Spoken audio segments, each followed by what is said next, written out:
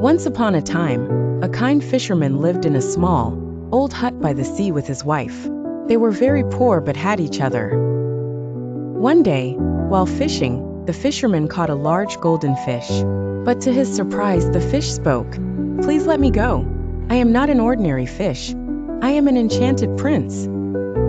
The fisherman was amazed and kindly let the fish go. "Swim away, dear fish. I don't need anything in return," he said. When he told his wife about the magical fish, she scolded him. "You should have asked for a wish. We are so poor, go back and ask for a nice cottage." The fisherman didn't want to be greedy, but he went back and called to the fish. "Magical fish in the sea, hear my wife's wish for me." The fish appeared and said, "Go home. Your wish is granted." When the fisherman returned, their tiny hut had turned into a cozy little cottage with a garden. His wife was happy, at first. A few days later, his wife sighed. "This cottage is too small. Go ask the fish for a castle." The fisherman was nervous, but went to the sea again. "Magical fish in the sea, hear my wife's wish for me." The fish granted the wish. When the fisherman returned, his wife was dressed in fine clothes, standing in front of a grand castle. But soon his wife said, "I want to be queen.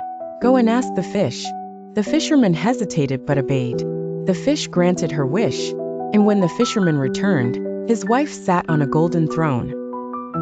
She was wearing a crown, but she was still not happy. After a few days, she demanded, "I want to be an empress. The fish will do as I say." The fisherman, feeling uneasy, went back to the sea. The sky grew cloudy, and the sea turned stormy, but the fish granted the wish. Now his wife ruled a vast empire, yet she was still not satisfied. "I want to be like God and rule the sun and moon," she shouted. The fisherman went to the sea, but the waves were now dark and wild. The fish appeared and listened. Then, it said nothing and disappeared beneath the waves. When the fisherman returned home, the grand palace was gone. Instead, his wife stood in front of their old broken hut. The wife realized her greed had taken everything away. She and the fisherman had to live in their little hut once more, but this time, they learned to be grateful for what they had.